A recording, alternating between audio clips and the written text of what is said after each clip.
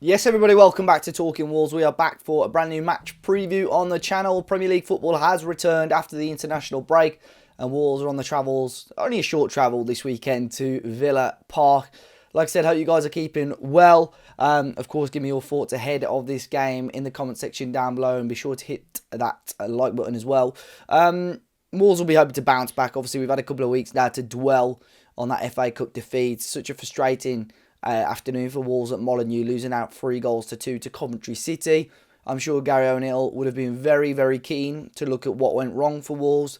And of course, we've had a little bit of time to see if players can come back to fitness, to get players back in training. And of course, we've had a couple of players on the big international stage as well. We haven't had Gary ONeil's press conference as of yet. If there's any big news from that, of course, we'll post it on our socials tomorrow, which is Good Friday here in the UK. So make sure you follow us at Talking Wolves everywhere. But what we have seen today is Daniel Khan from the Sky Sports was at a training session today at Wolves. And as we already know, Matheus Cunha is back in training, which is fantastic. So he was there training with the first team today. But a couple of notable absences were Craig Dawson still out and Jean-Rick Bellegarde as well, still not available. So you would assume that both Craig Dawson and Bellegarde are not available, as well as the obvious ones such as Pedro Neto and Hwang Hee-chan as well. Of course, with Matheus Cunha, we don't know what sort of stage he's at with his recovery as of yet. You would hope, and fingers crossed, he'll be part of the matchday squad for Saturday's game against Villa. But will he start the game, or if he does start, how many minutes is he going to get? So I think with the injury of Bellegarde as well, when we look at my predicted lineup shortly, it's going to be a very, very intriguing and interesting lineup for Wolves. Could see things swap around, could see us, although it's a risk, maybe switch to a back four. I don't know. And of course, when I look at the predicted lineup, I'd like your thoughts as well in the comment section down below on that.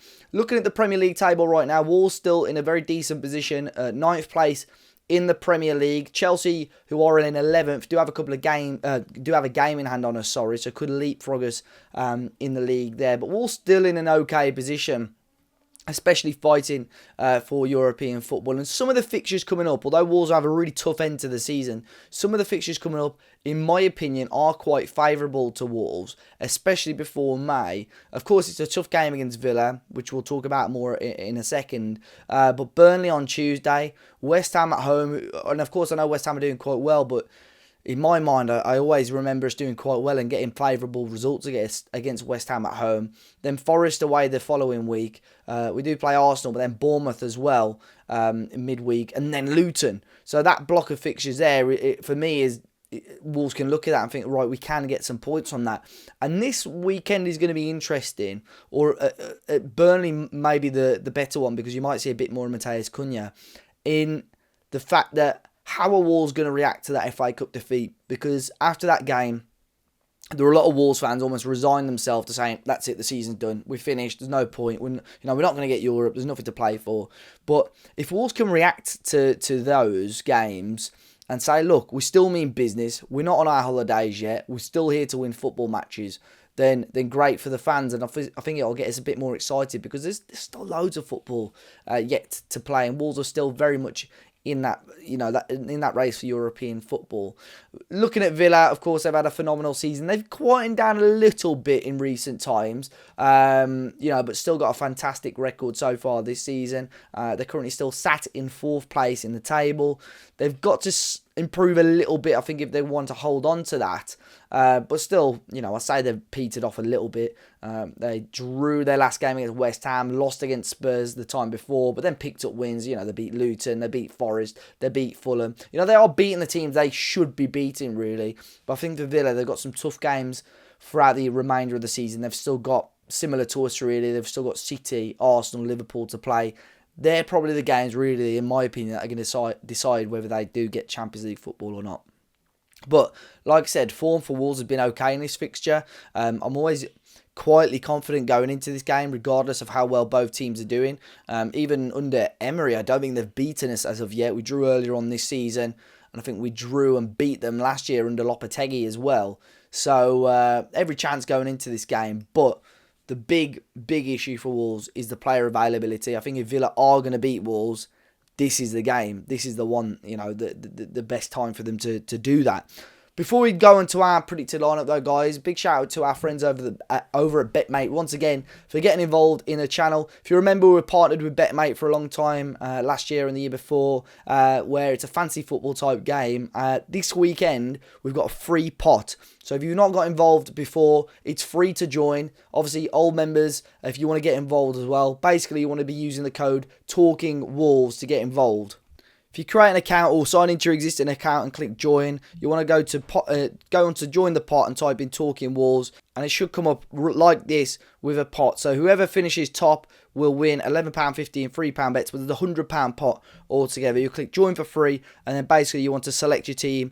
As you can see, 7 players on who you think is going to be performing best during this game between Villa and Wolves. So as you can see there with my team, I've gone with a mix really. Normally we'd try and lean from one team to the other, but I think this is sort of how I'm seeing the game. Sarr in goal, I think he's going to have a lot of shots on him, so I'm relying on him for the save points. I think Aït-Nouri and Semedo are really kicking on a little bit in regards to them. There could be a big contributions needed from both of those on Saturday. Douglas Luiz and João Gomez are my captain and vice-captain, and then Ollie Watkins up front with Leon Bailey, and then obviously I've got my subs there as well. So be sure to get involved in that, guys. The link to get involved is in the top of the description down below, or just click join BetMate and use the code TalkingWolves to get involved in the free pot. Of course, 18 plus, do gamble aware, and it is for UK residents only. And that will lead me on to my predicted lineup for this game. And I think it's very, very difficult to know exactly how Gary O'Neill's going to line up. I think the way he lined up against Coventry probably backfired a little bit. So I've got a feeling it may well be something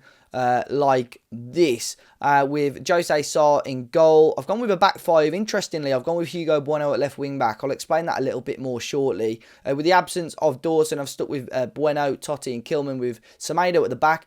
Midfield 2, Lamina and João Gomez. And I've gone with Aït-Nouri a little bit higher up, with Sarabia and then Nathan Fraser. Now, I think Nathan Fraser obviously had a very difficult time against Coventry, but ultimately a week before, I think people were praising him with how well he'd done for the time he was on the pitch against Fulham. So it's, Nathan Fraser, in my opinion, got a lot of the blame for that defeat against Coventry. And although, he's not ready, he wasn't ready for that game, I think we've got to be fair to him. He's had 2 weeks now to work with the squad, get up to fitness, and work with Gary O'Neil a little bit more, and hopefully he's up for that challenge. So I've gone with Aït-Nouri a little bit higher up with the absence of Bellegarde. I think you could easily see Wolves maybe pack out the midfield and use Sarabia and Nathan Fraser again as a top 2, and then Aït-Nouri at left wing back with Tommy Doyle coming in as a midfield 3 as well. So, but yeah, let me know your thoughts on that one. We do have the Villa perspective now. I spoke to Luke from the Up the Villa podcast to get his thoughts on Villa season so far and what he's expecting ahead of this game. So then, guys, delighted to have Luke from the Up the Villa podcast for today's opposition perspective. Luke, great to have you back on the channel, man. How you keeping? Yeah, really good, mate. It's great to be back on. Yeah, no, good to have Premier League football back as well, mate, after the international break. Obviously, a few Villa players in the England setup as well, which I'm sure was good for you guys to see. But what a season so far, Luke, for Villa. I know we did a preview on your channel if you guys want to check it out as well. But things are good right now for Villa, aren't they? Top 4, still in Europe. How have you found it so far this season? Yeah, it's been great. It's just been probably the best season of supporting Villa that I've been able to go through, really. Just of how well we're playing, where we are in the league, Europe, what's going on off the pitch with our recruitment policy with Monchi. So it all feels like it's coming together really nicely, and it doesn't just feel like just a flash in the pan, like there'll be crap next year. It feels like we're trying to build some like sustainability. So just supporting them has been great. Yeah, I mean, like I said to you before, still in the European race. So chance, I think, you got a very, very high chance that you're going to qualify for Europe again. So the fact that you're getting that on a consistent basis is brilliant. And since Unai Emery has joined you guys, he's worked nothing short of miracles, really. And the way he's got certain players performing. Ollie Watkins is one. These goal contribution numbers this year has been phenomenal. And certainly, as long as he's fit, will be on the plane for England in the Euros as well. What's your stance on Emery at the moment? I'm sure, I'm not going to ask if you like him, because I'm sure every single Villa fan is loving him at the moment. But what's your stance on his future? Do you think he can be swayed with a move away this summer, or do you think he's going to be at Villa this time next year as well? No, I think he's definitely here to stay. I just think he's taught us how to watch football. He's taught Yeah. us how to watch his team and appreciate his team. And I think that's massive, really. We've been on a learning curve of how to watch possession-based football, how to watch that ball going across the goalkeeper's line with an attacker coming forward, and your heart's not in your mouth anymore. You're just like, okay, Martinez is going to pass it to whoever, and it's just been really good. And just to have like an elite coach that just wants to win and shows you how just to watch football and how well we're playing. And he's just a dream to have as our manager, really. And tactically, he's brilliant. He changes things. In-game management's good. The future's looking good. So it's really pleasing. I don't. To be fair, I don't think he gets the credit that he deserves from the outset of Villa anyway. So probably no one's even looking at him. They're probably looking at De Zerbi and Alonso, and Emery's just going about his ways. And I think he's got an inner motivation because of his time at Arsenal. If you ever talk to an Arsenal fan about Emery, they'll just go, yeah, but his time at Arsenal was like, so they always have to get that in there. And I think he's trying to sort of achieve something in the Premier League, because I think he felt last time he didn't achieve what he wanted to achieve. So with Villa, I think he really sees it as a big project, and we're investing in him, and we've invested in his family La Liga team. So it feels like, although he's not had a new contract, we've invested in his I think it's his second division La Liga team, that, he's here to stay.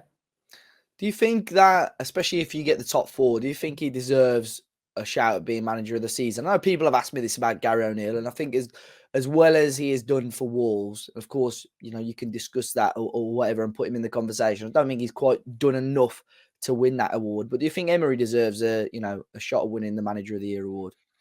Yeah, I think he should be in the conversation. I think Gary O'Neill should be in the conversation as well, to be fair. I mean, we had Martin O'Neill walk out on us a week before the season started, and you guys have had pretty much the same thing with Lopetegui. And a pre-season with a manager is massive in football. It sets you up for the whole season. You've listened to the philosophy on how you want to play, how you want to set up, how you want to set up defensively and set pieces, and then to have that just evaporate. And Wolves are now sitting, you're 8th in the Premier League at the minute. So that job's nothing short of remarkable, really. So I think O'Neill should be in the convo. I think Emery should, because, I think last year we finished 7th. So I wanted us to finish sort of like 6th. So, we're doing better than what a Villa fan expected us to do. So, yeah, I think he should be in the convo. But we know how it goes. We know that if Klopp wins something else, then he's probably going to win it, isn't he? Or Pep or whatever. So, yeah, we don't get the recognition that we deserve. But hopefully, if Villa and Wolves keep doing the way we're doing, I know you probably don't want West Brom to do that well, but if they get up there and we've got 3 of us, and yeah, hopefully we can just make sort of like Midlands football more attractive and more attractive to talk about. And yeah, so that's what I want to happen anyway, really. I think we almost, I mean, obviously I'm still a little bit younger, but I think when all 4 of us were in the Premier, Blues, Villa, West Brom and Wolves, I think we just took it for granted back in the day. It was like 15, 16 years ago now, but I still don't know. I mean, the way Blues are going, if they stay up, they might have, I think they're going to have a massive summer. So they may, a couple of years' time, who knows? And West Brom, who knows? Although I don't really want them to come back up. But it would be, even just for one more season, having all 4 of us back in the Prem again would be good, to be fair. But looking at Villa, though, Luke, going into this game, and I think I saw earlier on Matty Cash was injured. I think John McGinn is suspended for this game. Any other sort of team news that you could tell us about ahead of this match? No, just Cash is out. Like you say, McGinn's suspended.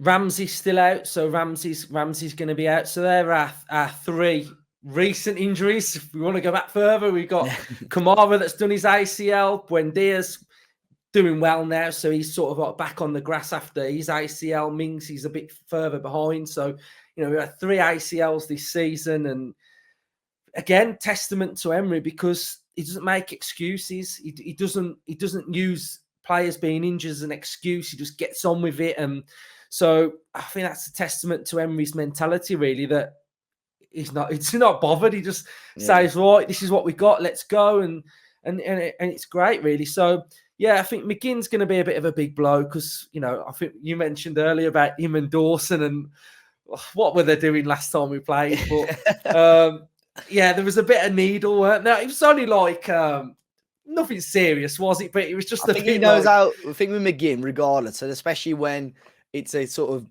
game between two local sides, he knows how to wind things up, doesn't he? And he saw that Molyneux got really wound up by it, didn't it? And the referee just didn't want to know. So yeah, that would be. How big of a miss will it? Who will replace him in the middle of the park? Do you think? So this is the debate that we've had on our channel this week, and I think we should put a young lad called Timmy Rabunin in there because he's more like Boubacar Kamara. He plays similar sort of position, but what he Yeah. has been doing is been putting Tielemans in there, and then Tielemans destroyed England, didn't he, for Belgium, and in that attacking area, and I just think Tielemans is better further forward. So I think whatever end we decide, if it's Tielemans, it'll be fine. But I kind of want to put like Timmy and Boonham in there because I think we can set up a little bit better if he's in there and then not sort of weaken our forward line, really. So it probably will be Tielemans, though. Yeah, he played all right, to be fair. I mean, he scored twice, didn't he? Albeit, I mean, the first goal was a horrible England mistake, but to get 2 goals, I think it's a big plus. I've not seen him. Correct me if I'm wrong. I've not really seen him be on the score sheet or playing a huge amount for Villa. Is he Tillemans, or is he sort of one of those sort of squad players in and out of the team? Or yeah, he's a bit of he's a squad player. He's in and out, really. Sometimes he'll play on the left of the double pivot, or sometimes he'll play sort of like as a shadow striker dropping into a box midfield. So he varies it, really. He's been playing quite a lot in Europe.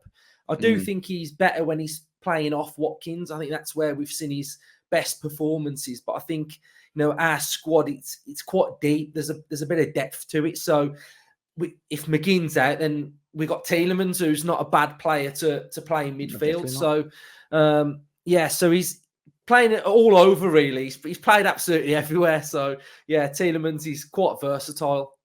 what's the aim for the rest of the season then, Luke? Is it top 4 and win the Conference League in an ideal world? Ideally, yeah. It looks like 5th place is going to get Champions League with the coefficient as well. So ideally, I'd want to finish 4th and properly get it. But I think we've been there all season. And although at the start of the season, that wasn't sort of something that I thought we could achieve, while you've been there and been in that mix, I think we just got to go for it. I think United are quite far, they're a bit of a way off it. And it looks like it's us and Spurs. And we're quite similar with all of our metrics this season: goals scored, goals conceded, all passing, all these passing accuracy stats, etc. We pretty much bang on. So I think it's going to be quite close between the two teams. But for me, as a Villa fan, for the future of where Villa can go, we have to get Champions League. It's huge. It could take us into a different stratosphere with the money coming in and bringing in different players. I think every Villa fan would want to win a trophy, but if I had to pick between one or the other, I'm going Champions League because just what it can do for the football club, really. But yeah, I wouldn't turn my nose up at it, but yeah. I think you got the quality to do both. I know we were talking earlier on about the draws that you've got in the Conference League, and you got some difficult draws, but I still think Villa have got the quality if you could keep certain players fit. I was just looking at your fixtures, though. You've still got to play City away, Arsenal away. You've got Liverpool towards the end of the season at home as well. Still got to host Chelsea. So you have got some tough fixtures in there. But ultimately, you wouldn't be where you are in the league if you haven't already picked up points against these sort of teams. So it's in your own hands. I think, like you said, you got a good enough cushion on United at the moment, and they've not been fantastic. So we'll have to wait and see, mate. But looking ahead to Saturday night's game, good game under the lights at Villa Park. A great way to reintroduce Premier League football after the international break. Can I trouble you for a score prediction? What are you thinking? I mean, why can we not beat Wolves? That's the thing. Like, why can't we beat Wolves? So I'm going to be positive and think we due a win, surely. I know it doesn't work like that, but I'm going to say 2-1. I think it'll be a tight game, but I think with our forward line, with Bailey, Diaby, Watkins, they're getting, they're in form. We're quite good at Villa Park. our form's been a bit up and down recently, but yeah, I think just for the fact that we haven't beat you for ages, I'm gonna say we're gonna do it. What do you think? I've gone very safe. I've sat on the fence, mate. I've gone with a 1-1 because I think I'm cautious. I think genuinely Villa, especially with our current squad availability, I think Villa on paper will be stronger than us, no doubt, and the form will obviously back you boys. But I just think with our form against you in general, it might work in our favour. But I'm just concerned with the strength that you've got. And we like to play counter-attacking, especially away from home. And we just haven't got the quality going forward with the players out at the moment. So I'm a little bit cautious about that. But yeah, I'll sit on the fence, man. I'll go with a 1-1. But I think it could be a goal either way. I think it will be a very tight game anyway. But we'll have to wait and see. Apart from Saturday, though, Luke, all the best for the rest of the season. Obviously, like I said, it'd be nice to see a West Midlands side win another trophy, and if you can get top 4, obviously it's massive for you guys as well. Where can people check you in the podcast and channel out if they wish? YouTube. So YouTube, Up the Villa podcast, and then that's where you can find us. And Sky Sports on the overlap as well. Check out. We'll keep your eye out for Luke as well. Yeah, I'm on there a few times. So yeah. Brilliant. Now, I appreciate you jumping on, mate, and all being well, catch you again next season. Yeah, cheers, mate. So big thanks to Luke. You can make sure I'll leave a link to the UTV podcast in the description down below. Appreciated him jumping on. I'm going with a 1-1 draw for my prediction, guys. I think Villa are stronger than us. I think in terms of squad availability, they're going to have a stronger squad available. But we just always seem to get the job done. I am going down to Villa Park on Saturday evening, so fingers crossed Wolves do pick up a positive result, but I'll put my match review and reaction out from, all being well, from outside the ground on Saturday, and we'll have the fans react as well sometime over the Easter weekend, and the podcast out sometime early next week alongside all the pre-Burnley content. So loads to look forward to over the next week or so on Talking Wolves, so hit that subscribe button. Please do like the video if you haven't already, guys. Enjoy your weekend, and I'll catch you all very, very soon.